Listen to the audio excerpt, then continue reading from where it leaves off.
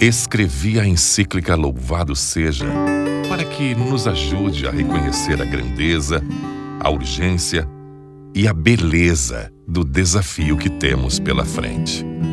Devemos decididamente rejeitar que, pelo fato de sermos criados à imagem de Deus e por causa do mandato de dominar a terra, se deduza um domínio absoluto do ser humano sobre as outras criaturas. Os textos bíblicos nos convidam a cultivar e guardar o jardim do mundo. Enquanto cultivar quer dizer lavrar ou trabalhar um terreno, guardar significa proteger, cuidar, preservar, velar. Isso implica uma relação de reciprocidade responsável entre o ser humano e a natureza. Cada comunidade pode tomar da bondade da terra aquilo de que necessita para a sobrevivência, mas tem também o dever de proteger e garantir a continuidade da sua fertilidade para gerações futuras. Assim, damos conta de que a Bíblia não dá lugar ao antropocentrismo despótico que se desinteressa das outras criaturas. O ser humano tem como dever respeitá-las e protegê-las. O Papa Francisco presenteou a toda a humanidade neste ano de 2015 com a encíclica Laudato Si, Louvado Seja. Esse documento está estruturado em 6 capítulos. O primeiro capítulo apresenta a realidade atual no que diz respeito à crise ambiental. Os capítulos 2 e 3 nos convidam a uma avaliação dessa realidade, iluminados pela teologia cristã e também pela Sagrada Escritura. Nos capítulos 4, 5 e 6, ele apresenta para toda a humanidade algumas sugestões para enfrentamento da crise ambiental. Somos convocados a saber e a respeitar os direitos da terra, os direitos do planeta, os direitos das águas, os direitos dos animais. Os seres, todos eles criados por Deus, também têm seus direitos e fazem parte da obra de Deus e, como tal, precisam ser cuidados, como tal, precisam ser respeitados. Mudar o paradigma da leitura bíblica, do antropocentrismo, onde o homem é colocado como centro de tudo e referência de tudo, para colocar o planeta Terra como um todo, e nós, seres humanos, parte desse todo. Ele afirma em várias partes da encíclica que nós temos que nos ver como uma parte de um todo maior. Isso muda completamente nossa relação com os irmãos humanos e muda nossa relação com toda a natureza, com toda a terra. Ora, nós sabemos que o último ato da criação não é o ser humano, mas é o sábado, é o descanso, é o encontro, não é? O ser humano é parte da teia da vida, é um elemento entre outros viventes, um ser vivente que nos conecta com o todo e não um ser à parte em relação ao qual tudo foi criado. Essa revisão profunda nos permite também entender um outro lugar para nós sermos e estarmos no mundo em comunhão e fraternidade profunda com todos os seres viventes. Como igreja, nós nos propomos a nos colocar no segmento de Jesus Cristo e em defesa da vida. E a vida que nós defendemos não é só a vida humana, mas também a vida do planeta, de toda a criação. Nesse sentido, Laudato Si, vem exatamente nos ajudar nessa compreensão do amor pela vida, do compromisso pela vida, do testemunho pela vida, e reafirma essa vida humana, mas também da vida de toda a criação. E nós temos uma missão, a missão não de dominar, não de governar, mas a missão de nos colocar a serviço. Temos a missão de colocar nessa atitude de zelar pela criação de Deus. O clima é um bem comum, um bem de todos e para todos. Há um consenso científico muito consistente indicando que estamos perante um preocupante aquecimento do sistema climático. A humanidade é chamada a tomar consciência da necessidade de mudanças de estilo de vida, de produção e de consumo para combater esse aquecimento. Se a tendência atual se mantiver, esse século poderá ser testemunha de mudanças climáticas inauditas e de uma destruição sem precedentes dos ecossistemas, com graves consequências para todos nós. Provavelmente, os impactos mais sérios recairão sobre os países em via de desenvolvimento, como o Brasil. Muitos pobres vivem em lugares particularmente afetados por fenômenos relacionados com o aquecimento. E os seus meios de subsistência dependem fortemente das reservas naturais, da agricultura, da pesca e dos recursos florestais. Por isso, tornou-se urgente e imperioso o desenvolvimento de políticas capazes de fazer com que nos próximos anos a emissão de gases poluentes se reduza drasticamente, substituindo os combustíveis fósseis como a gasolina, o diesel, o gás e o carvão, e desenvolvendo fontes de energia renováveis, de modo especial o sol, os ventos, o movimento natural das águas, e sempre num sistema descentralizado, nas casas ou perto delas, e com participação das famílias e comunidades. No centro do projeto de Deus está o amor e não o pecado. Nesse sentido que a igreja ela não existe em função de si mesma. O grupo da igreja é a parte consciente do reino, mas está a serviço da humanidade e está a serviço da criação.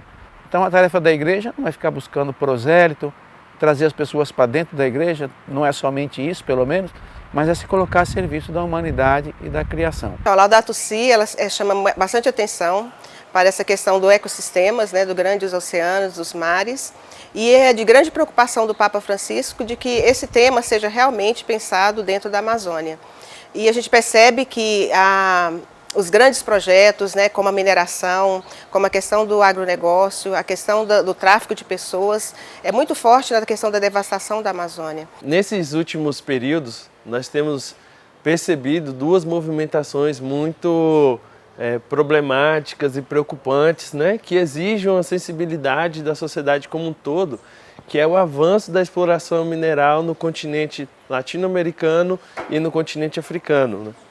E mais especificamente no Brasil, né, por diversos movimentos das empresas que cometem as violações de direitos humanos, as nossas comunidades, os povos tradicionais, o território, o ar, a água e o solo estão sendo contaminadas. E a encíclica Laudato Si traz para a gente mais do que uma reflexão, né, porque por muito tempo nós já passamos refletindo, agora nós precisamos agir para uma nova mudança, né, de sociedade, para uma nova forma de viver com as relações entre os seres humanos e a terra, os seres humanos, para construir um equilíbrio, né, e que como diz o Papa Francisco, né, e que as autoridades locais, nacionais e regionais, né, tomem uma atitude para reduzir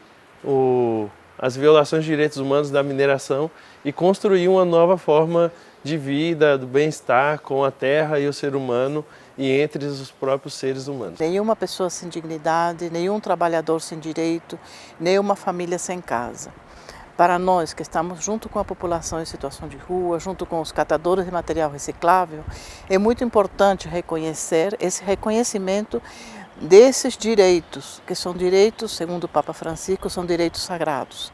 Né? São essas pessoas que foram excluídas, né, por causa que são produto de um sistema que está colocado, né, no país e no mundo.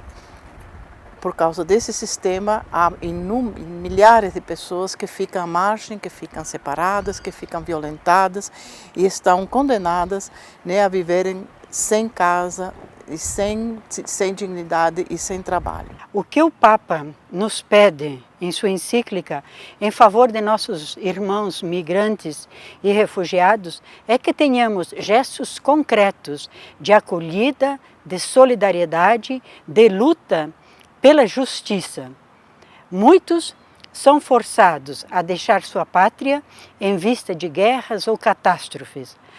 Outros são forçados a deixar o seu chão, motivados por um desenvolvimento injusto e opressor. A terra, nossa casa, parece transformar-se cada vez mais num imenso depósito de lixo. Tanto os resíduos industriais como os produtos químicos utilizados nas cidades e nos campos podem produzir um efeito de bioacumulação nos organismos dos moradores nas áreas ao redor. Muitas vezes só se faz alguma coisa quando já se produziram efeitos irreversíveis na saúde das pessoas. Estes problemas estão intimamente ligados à cultura do descarte, que afeta tanto os seres humanos excluídos como as coisas que se convertem rapidamente em lixo. Ainda não conseguimos adotar um modelo circular de produção, que assegure recursos para todos e para gerações futuras, e que exige limitar o uso de recursos não renováveis, moderando o seu consumo, maximizando a eficiência no seu aproveitamento, reutilizando e reciclando. A resolução desta questão seria uma maneira de superar a cultura do descarte e do desperdício, que acaba por danificar o planeta inteiro. O capitalismo mexe nas estruturas do planeta. A forma de produção que nós temos hoje, a forma de exploração dos chamados recursos naturais, destrói, afeta todos os sistemas que geram as condições de vida, desde as marés aos ventos, a estrutura das rochas, né? E afeta também todo o conjunto dos seres viventes no planeta. Essa ideia, essa percepção de que a ação humana ela afeta a estrutura do planeta, ela é extremamente nova, ela está sendo produzida e desenhada desde o final do século XX, mas se consolida no século XXI.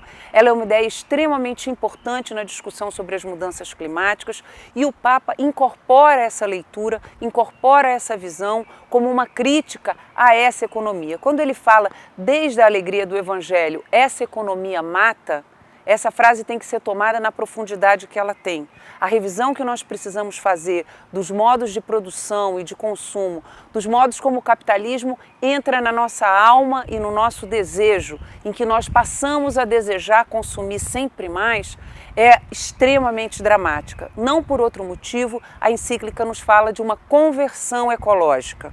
Não é uma mudança repentina apenas, é uma mudança profunda dos nossos hábitos de consumo, mas também dos nossos padrões de desejo. Hoje, a forma como o capitalismo se organiza gera a maior riqueza concentrada da história da humanidade, tanto quanto a maior quantidade de pessoas vivendo em situação de pobreza. Os extremos se aceleram, né? A desigualdade hoje é um elemento constitutivo da forma de ser e de estar no mundo. A crítica ao excesso de riqueza, a crítica ao excesso de acúmulo é absolutamente essencial se nós quisermos fazer o enfrentamento das situações de pobreza e de miséria. Porque senão, esses padrões de riqueza passam a ser os padrões legítimos e desejáveis.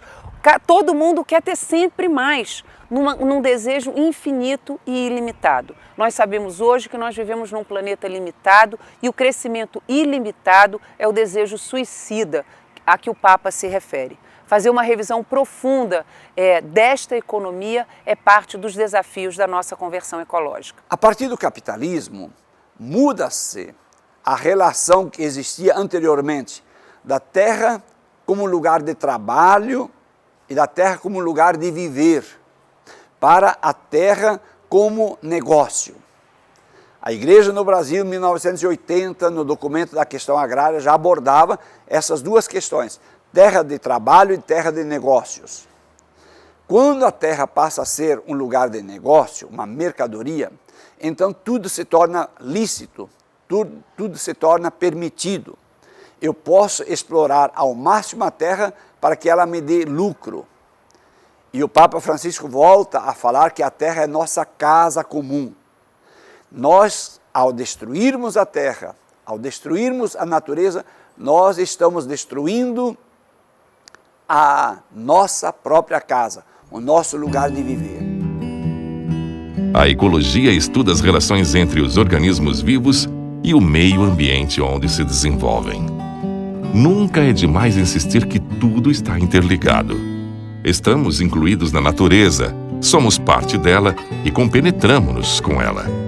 É fundamental buscar soluções integrais que considerem as interações dos sistemas naturais entre si e com os sistemas sociais. Não há duas crises separadas, uma ambiental e outra social, mas uma única e complexa crise socioambiental. As diretrizes para a solução requerem uma abordagem integral para combater a pobreza, devolver a dignidade aos excluídos e, simultaneamente, cuidar da natureza. Além disso, o crescimento econômico tende a gerar automatismos e a homogeneizar a fim de simplificar os processos e reduzir custos. Por isso, é necessária uma ecologia econômica capaz de induzir a considerar a realidade mais ampla. Se a terra nos é dada, não podemos pensar apenas a partir de um critério utilitarista de eficiência e produtividade para lucro individual, pois a terra que recebemos pertence também àqueles que hão de ver. A noção de bem comum engloba também as gerações futuras. O jeito que o Papa Francisco aborda a realidade é uma forma integrada. Tudo é interdependente. A criação é toda sistêmica. E quando ele fala da questão das crises, ele vai dizer que é uma crise só que se manifesta de múltiplas formas. Esse jeito de pensar as coisas organicamente, sistemicamente, tudo interligado, é uma novidade sem precedentes nos documentos oficiais da Igreja. Essa encíclica ela vem na hora certa porque ela possibilita e ela estimula a luta que as comunidades tradicionais têm feito, né? Em nome do desenvolvimentismo, o Brasil vem expulsando, destruindo, degradando, provocando doenças, contaminando esses povos dessas comunidades tradicionais e num discurso de que essas comunidades é como se fosse um atraso. Justamente a encíclica diz o contrário, né? Esses modos de vida simples, todos nós precisamos nos orientar nesses modos de vida para que o planeta e para que a biodiversidade possa ser possível para as futuras gerações. Essas terras e os povos estão sob pressão de grupos de interesses econômicos, né, para que essas terras que os povos cuidam tão bem sejam exploradas, invadidas e saqueadas.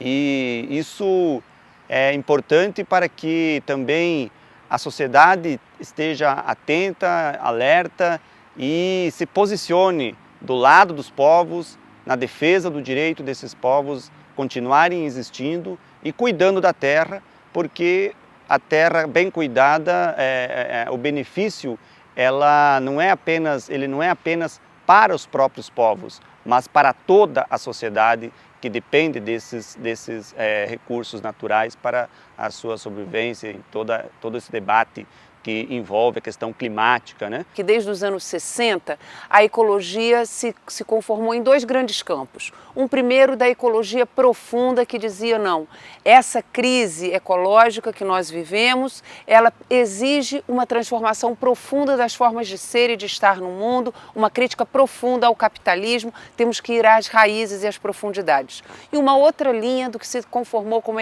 a ecologia superficial, sobre a qual a encíclica nos adverte também, que diz, não, soluções tecnológicas podem dar um acerto em relação aos grandes desafios ambientais que a humanidade vive, você acerta um pouquinho de tecnologia aqui, junta um pouquinho de tecnologia ali, no final você tem um desenvolvimento sustentável, combina crescimento com justiça social e não tem necessidade de uma transformação mais profunda. A encíclica, ao contrário, fala, não, é preciso uma revisão intensa, uma revisão integral da forma como nós somos e estamos como humanidade nesse planeta. Eu acho que o documento nos leva a tomarmos uma posição. A posição, né, no sentido da justiça, a posição no sentido da criação, a posição no sentido da solidariedade, da partilha e percebermos que toda a criação, quer dizer, toda a beleza que Deus nos propôs, não foi para ficar nas mãos de poucos, mas que servisse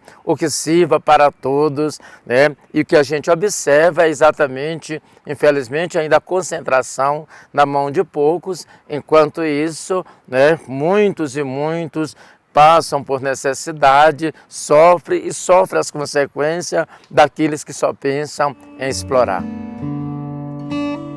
Espero que essa carta encíclica nos ajude a reconhecer a grandeza, a urgência e a beleza do desafio que temos pela frente. Este urgente desafio de proteger a nossa casa comum, que inclui a preocupação de unir toda a família humana na busca de um desenvolvimento sustentável e integral, pois sabemos que as coisas podem mudar.